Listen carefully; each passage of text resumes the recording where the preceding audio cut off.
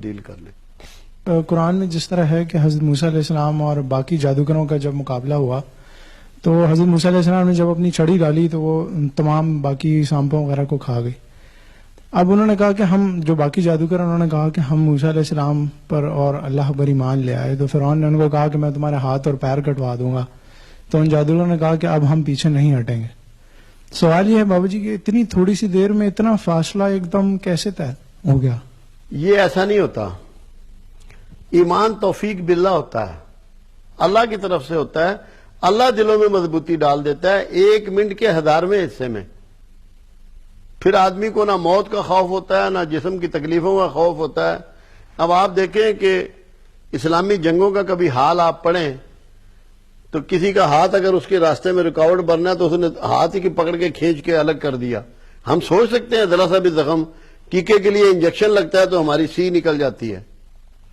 تو یہ ایمان جب اندر سرایت کر جاتا ہے نا تو جسمانی تکلیفیں ویلیو نہیں رکھتی، کیونکہ ان کے اندر ایک لمحے میں ان کی سمجھ میں بات آ گئی، کیونکہ جو کچھ انہوں نے پیش کیا اس کو استدراج کہتے ہیں۔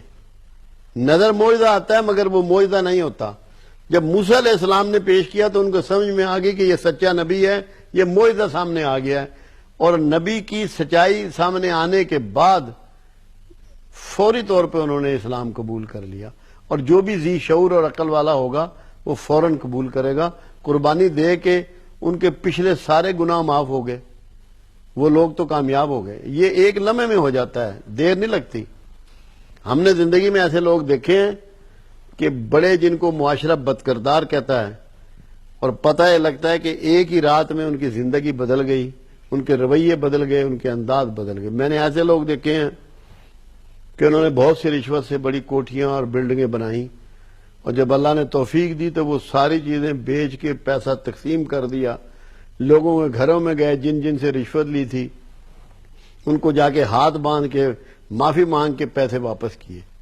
یہ تو اللہ کی توفیق ہوتی ہے، اللہ جس کے بھی نصیب کر دے۔